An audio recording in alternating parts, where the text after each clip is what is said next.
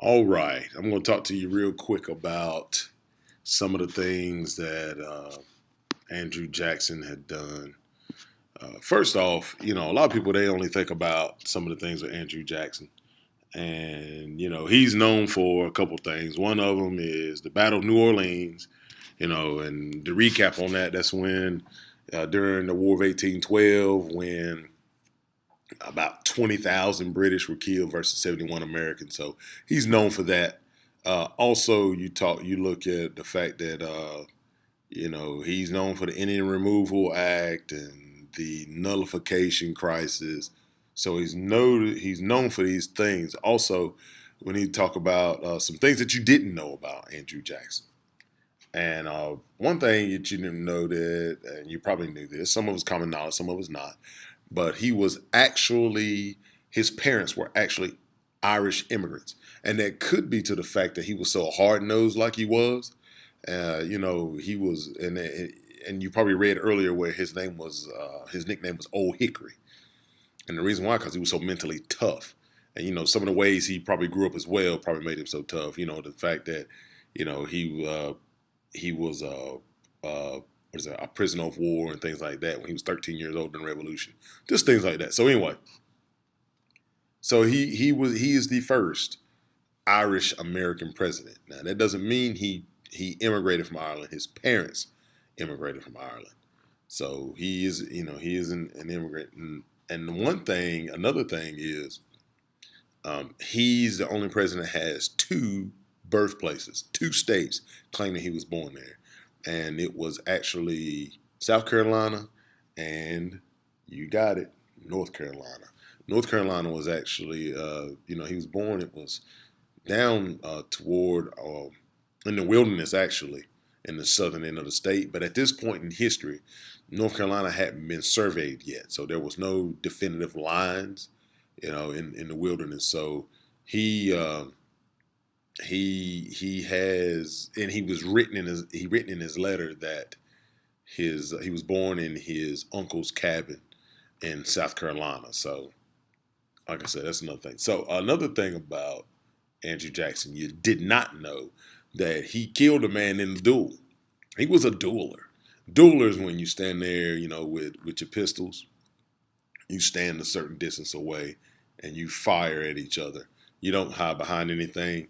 It's basically just one of those things where you shoot right at each other and see who's going to be the last man standing. So he had a man, Charles Dickinson, that called him a worthless coward, scoundrel, and all these horrible names. And so he challenged him to a legal duel. It was a legal duel. It is illegal. So if you kill somebody in a duel, it's not murder. It's you were dueling. So he actually let Charles fire the first shot and he hit him in the chest. Now, supposedly it missed his heart by inches, and he fired and hit Mr. Dickinson in the head and killed him. So he won that duel. The bad part about this whole thing is this: supposedly he was a dueler. He was a dueler, and that's what he loved to do.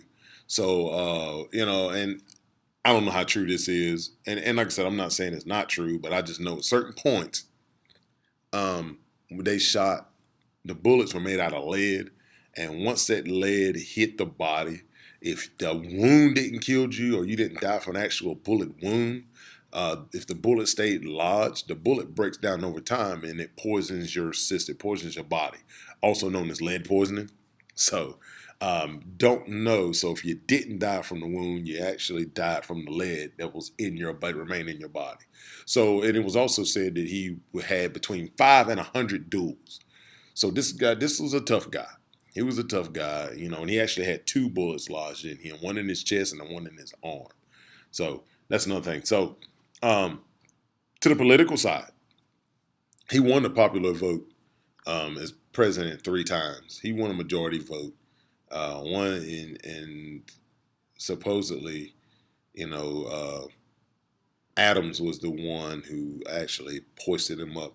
Nobody really knows if he really wanted to be a politician or not. So that's the thing.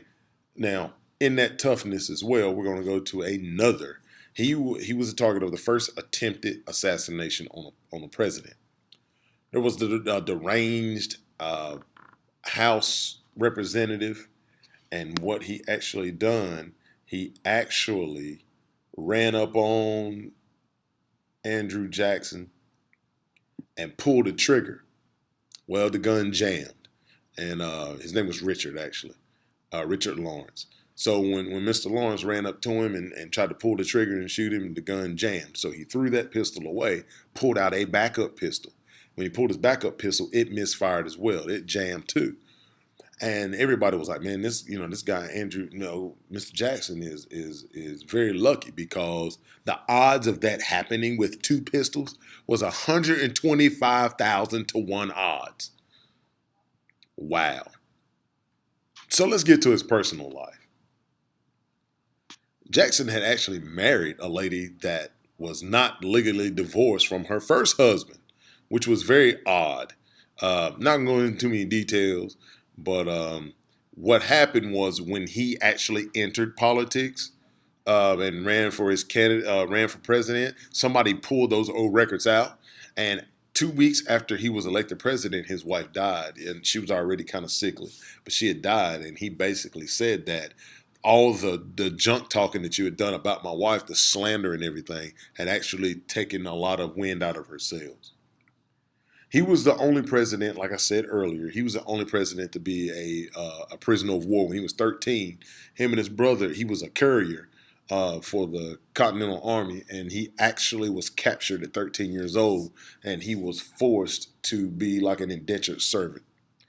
Um, he tried, he got respect from the British because as a 13-year-old boy, the British soldiers said, "I need you to shine my boots," and he refused and tried to fight a grown soldier.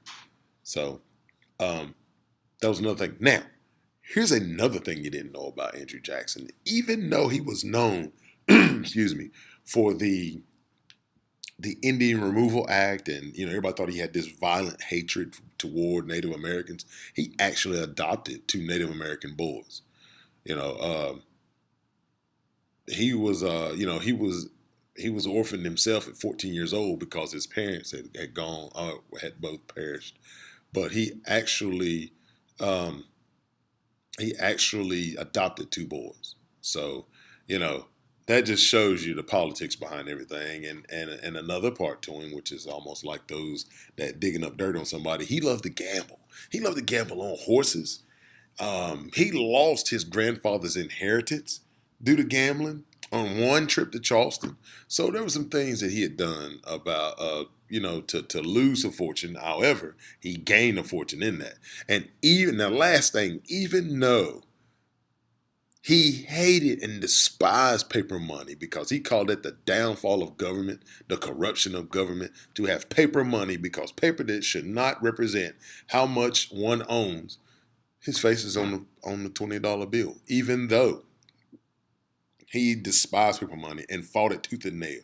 So those are some things about him that he didn't that you didn't know about. You could have known about it, but a lot of people didn't know these things about it. So like I said, he is old hickory.